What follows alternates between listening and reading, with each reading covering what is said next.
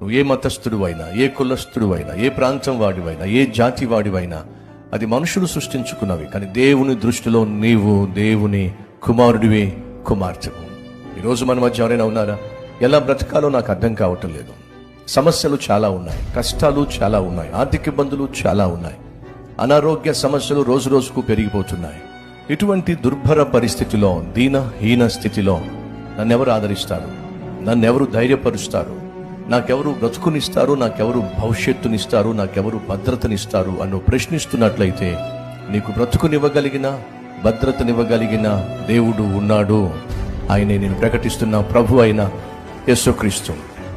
నువ్వు చేయాల్సిందల్లా ఉన్న ఫలానా నీకున్న సమస్యను, నీకున్న కష్టాన్ని, నీకున్నటువంటి వ్యాధిని, బాధను ప్రభువుకు అప్పగించుకో. ఆపత్కాలమున నీవు నాకు మొర్రపెట్టుము, నేను నీకు ఉత్తరమిచ్చేదను అన్న ప్రభు సెలవిచ్చాడు.